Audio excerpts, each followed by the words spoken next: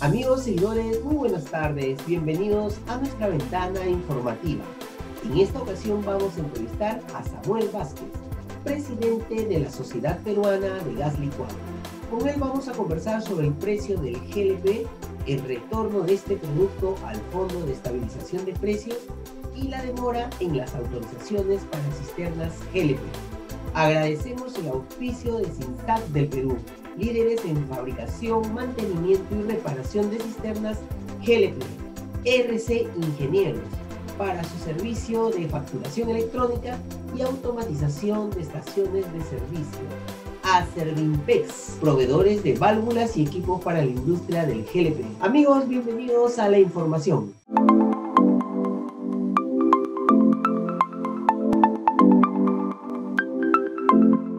Buenas tardes, Samuel Vázquez, bienvenido. ¿Qué tal, Miguel? Buenas tardes, qué gusto. Muchas gracias por la entrevista, Samuel. Bueno, Samuel, según la Sociedad Peruana de Hidrocarburos, la subida del precio del GLP es estacional. ¿Concuerdas con esa posición? Plenamente, como muchos productos que son commodities, están expuestos a ofertas y a demanda a nivel mundial.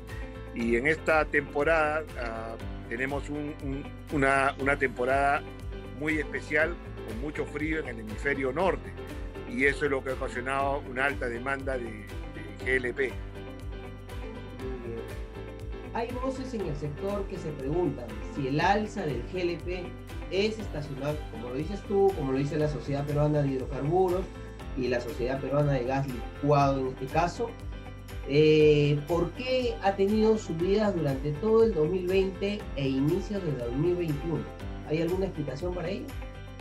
Claro, a ver, las temporadas climáticas no son iguales todos los años. Tienen épocas donde son más extremas que otras y básicamente el movimiento del Mont Belvieu, que es los parámetros con los que se rigen los precios internacionales en esta zona del mundo, en el año 2020 no fue tan agresiva durante todo el año. Básicamente fue a partir de febrero, marzo que empezó a tener movimiento. Bueno, ahí estaría entonces la explicación.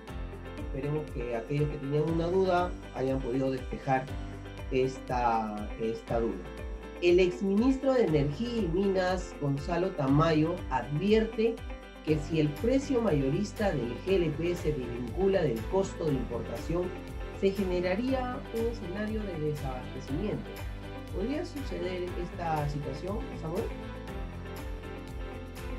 A ver, todos los temas económicos siempre van a ser relativos, pero eso es comprensible la posición del viceministro, porque cualquier persona que va a importar un producto cuando tiene una competencia interna a mucho menor precio lo va a desincentivar.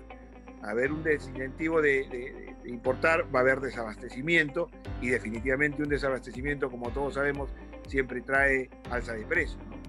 Para mí, entiendo la posición del ministro o del exministro de esa óptica, ¿no? Si tú pones un precio interno mucho más barato, mucho menor a lo que te costaría a ti importarlo, ¿cuál sería tu incentivo? ¿Cómo podrías entrar a un mercado donde el precio es más bajo? No, económicamente no podrías entrar. Y de entrar tendrías que especular a aquel sector que no tiene acceso al gas y va a tener que pagar un gas más caro. Nadie va a importar perdiendo dinero. Claro, tiene lógica. Sin embargo, también pueden haber otros factores. Siempre hay otros factores en los negocios. Muy bien. Claro y concreto, estimado Samuel. Ok, vamos a ir a una pausa comercial y al regreso nos comentarás cuál es la posición de la Sociedad Peruana de Gas Licuado sobre la propuesta de volver a incluir al GLP en el Fondo de Estabilización de Precios. Vamos a la pausa y retornamos.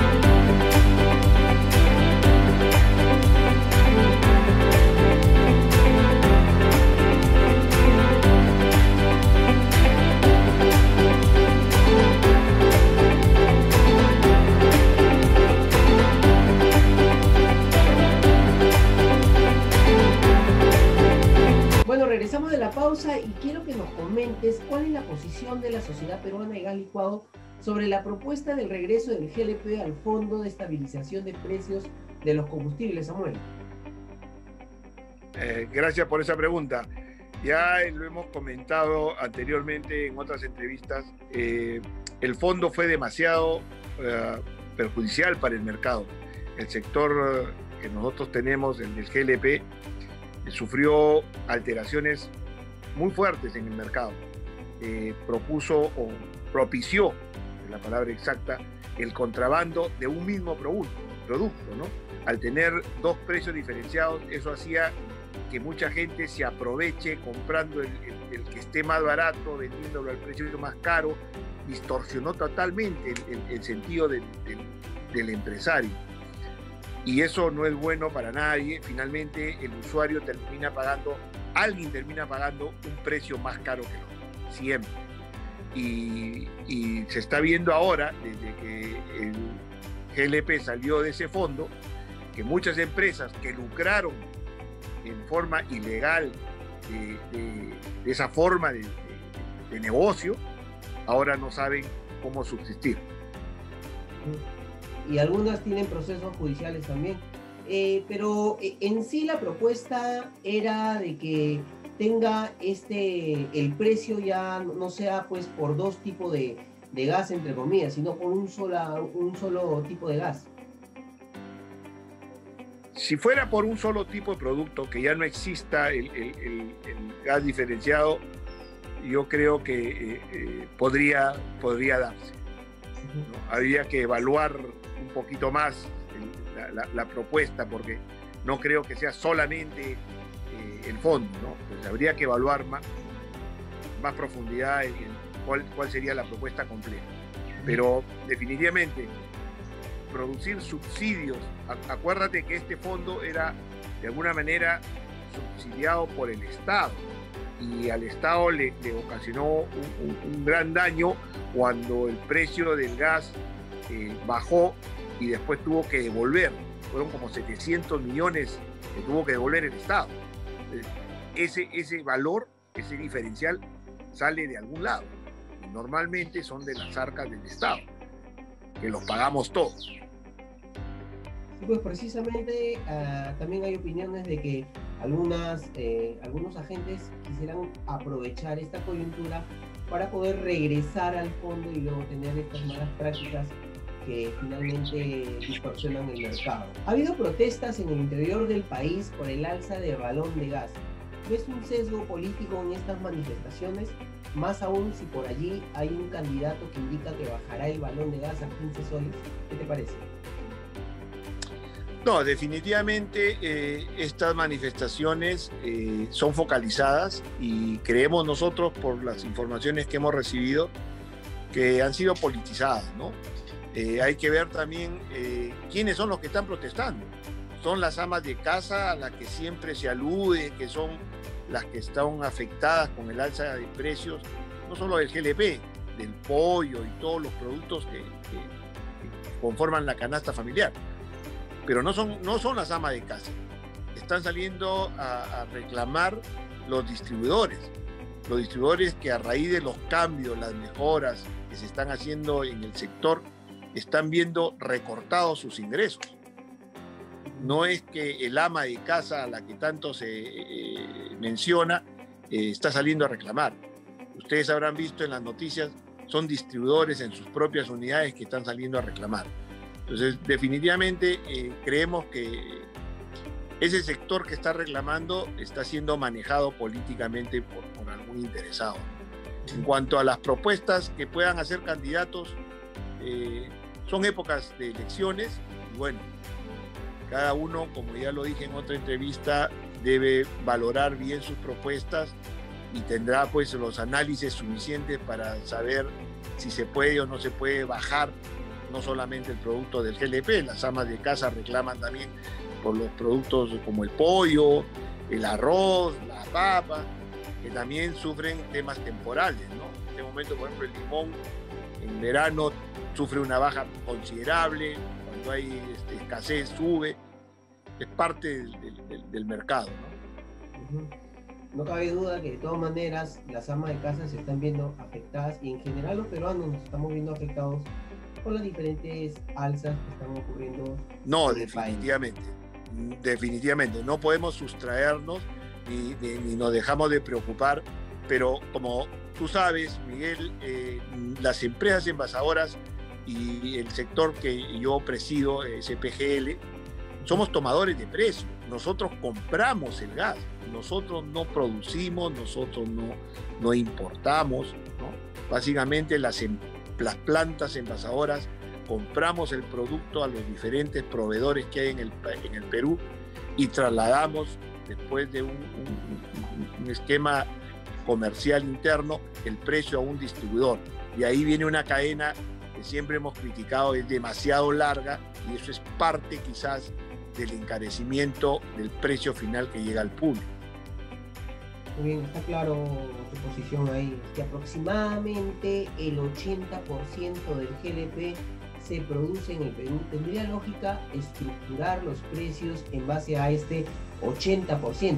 ¿Debería haber una reestructuración de la metodología de cálculo en el precio del GLP? ¿Tú qué opinas? No tengo las fechas ni el número exacto del decreto, pero ya DGH, el Ministerio, ha indicado a OCINER que debe reestructurar nuevamente el esquema de precios con la que ahorita se maneja, ¿no? He sabido que entre el esquema que tiene OCINER con el que tiene, por ejemplo, la Sociedad Nacional de Minería, hay una divergencia grande, ¿no? Como de 4 o 5 soles. Entonces, eso es porque en ambos casos hay factores que no han sido considerados. Ya lo ha explicado, me parece, el ingeniero Gutiérrez en una reunión que ha habido con el Congreso. Muy bien, vamos a ir a una última pausa comercial y luego quisiera preguntarte por qué la demora en las autorizaciones para la operatividad de las cisternas GLP, cómo afecta esto al suministro de este combustible a los peruanos.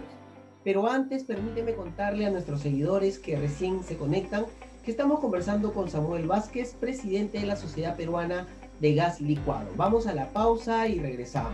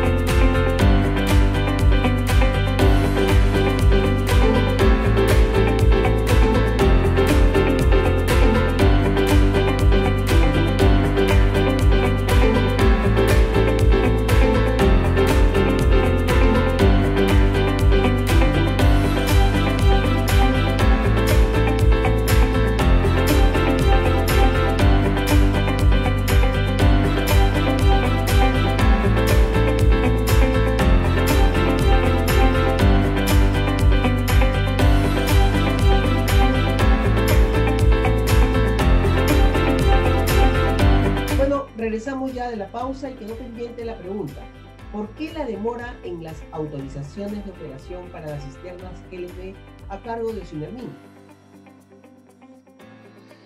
Interesante la pregunta. A ver, acá hay varias cosas que tenemos que recordar. Un tema muy triste, recordar el incidente de Villa El Salvador, esa explosión donde ocasionó más de 30 fallecidos, enlutó a muchas familias, muchos hogares, fueron varios integrantes que fallecieron. Y a raíz de eso, OCINER se preocupó un poco más por el tema de los vehículos que transportan gas en tanques, y hubo una, creo, necesaria fiscalización de las cisternas. Pero lamentablemente el mercado de cisternas de transporte en el Perú bordea cerca de los 2.000 tanques. Entonces es un número grande y importante que definitivamente ha rebalsado la capacidad de OCINER para poder fiscalizar a todas. O sea, si bien es cierto, en un momento creo que tomaron una política adecuada. En ese primer momento no todas las cisternas estaban en condiciones de pasar una fiscalización. Eso hay que entenderlo, en honor a la verdad, el volumen de cisternas que no han podido cumplir con la normativa de seguridad que exige OCINER ha ocasionado algunos problemas. Si bien es cierto, OCINER también se ha visto rebalsada en su capacidad para poder fiscalizar y otorgar las autorizaciones, ha ocasionado que gran cantidad de cisternas en este momento no puedan operar, ¿no? Estamos en conversaciones permanentes con los funcionarios de OCINER para ver de qué manera podemos ayudar a ir agilizando, ¿no?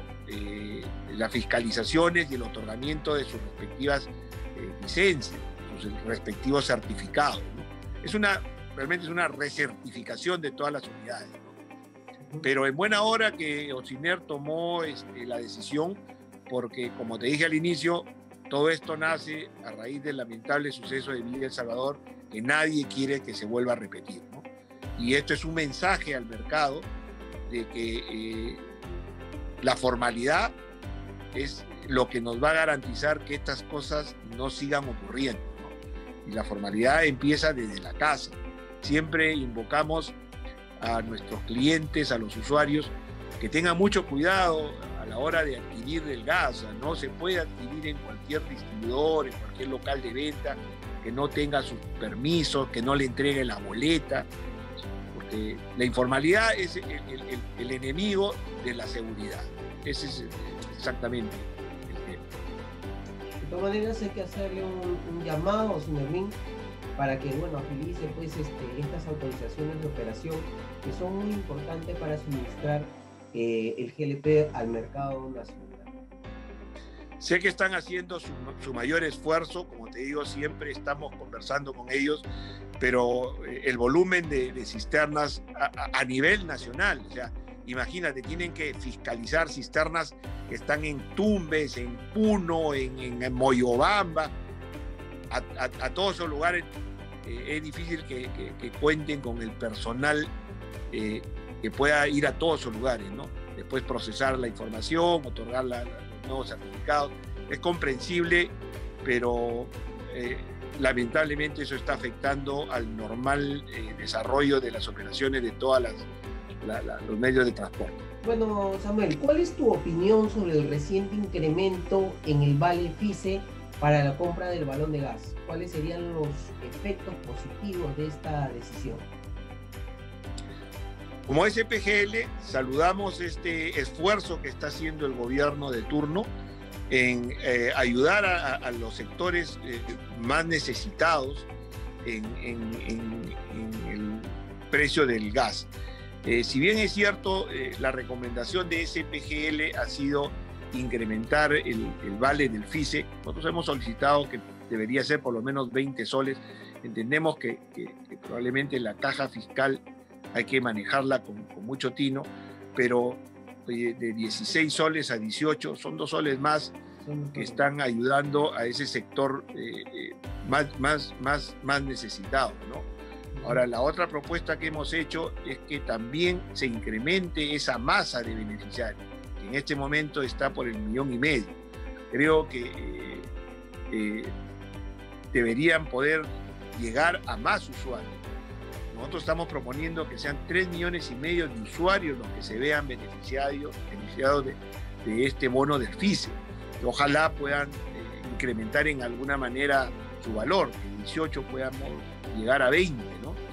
Y por otro lado, el esquema de establecer quiénes son los usuarios que más se deben favorecer, también creo que el Estado, las autoridades deberían tener una mejor manera de llegar a ese usuario. En este momento se rigen en base al consumo energético eléctrico, ¿no es cierto? Pero gran parte de nuestra población más vulnerable ni siquiera tiene acceso a las energías eléctricas. Entonces, ¿cómo le haces llegar tú el vale FICE a ese sector que ni siquiera puede tener luz eléctrica. Entonces, hay que ver qué mecanismo hacemos para que a ese sector más vulnerable, que ni siquiera cuenta con energía eléctrica en sus hogares, pueda tener también acceso al vale FISE, y que este vale ojalá llegue a 20 soles. Sería interesante, Samuel, pues que los candidatos a la presidencia pues tengan ahí también una propuesta. Sería muy interesante. Samuel, quiero regresar un poquito hacia unos puntos hacia atrás y preguntarte, ¿crees que la participación de los puntos de venta en el precio del balón de GLP es decisiva en el alza de este combustible? ¿Qué labor debe cumplir Osimermin y su herramienta Facilito?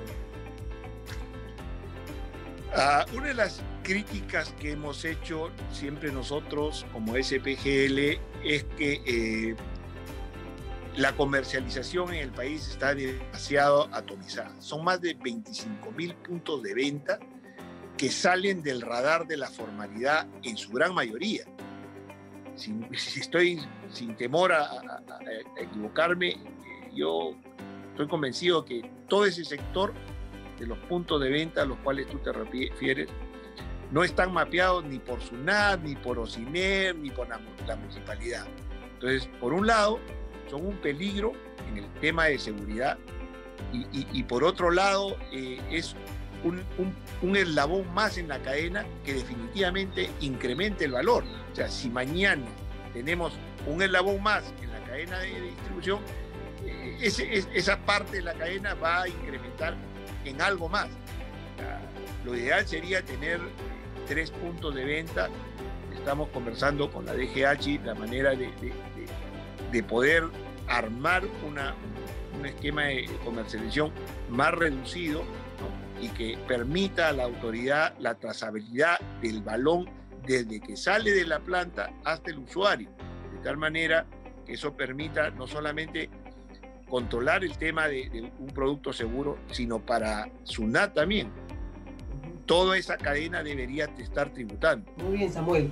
Te agradezco la participación en el programa. Espero volver a contar contigo en otra oportunidad y ahondar sobre las actividades que desarrolla la Sociedad Peruana de Gas Licuado, que es muy importante en el sector. Muchas gracias, Samuel. Gracias a ti, Miguel. Buenas tardes. Buenas tardes, nos vemos.